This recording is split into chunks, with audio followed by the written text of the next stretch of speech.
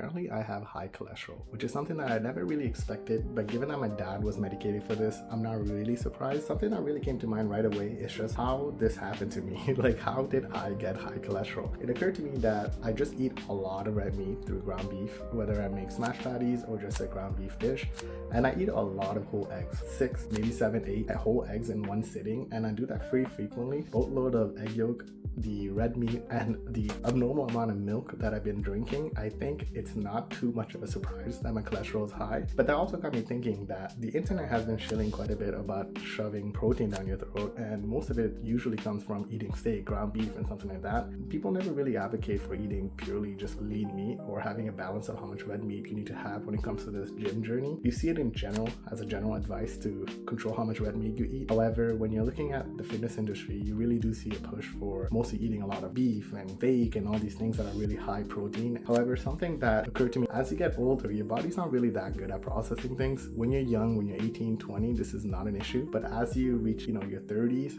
eating a lot of red meat, a lot of things that are just very high in bad fats is not really something that you want to do without really looking at your blood tests and looking at the results of what is actually happening inside your body. So if you're older like me, I'm only 30, but if you're an uncle already, go get your blood test and make sure that your blood tests are good. And it's not as easy as just toning down your meat. You do have to do a few things to switch up if you have high cholesterol. For example, reducing the red meat, changing up your diet is one thing you should do. However, one of the things that I'm really prioritizing now is upping my fiber, which is very good in helping you reduce your cholesterol. And of course, if you're not someone who's already doing cardio, definitely get back into doing cardio, because cardio is one of the best ways to reduce your cholesterol as well. And that's something that I've definitely neglected in the last month, and I really want to get back into. The next time I do my blood test, which is going to be probably in around 4 to 6 months, I'm hoping that my cholesterol numbers are good. So PSA, if you're old and you've been eating a lot of red meat and a lot of fatty food, make sure you get your blood test done, because it's not as simple as being young and being able to process all these things.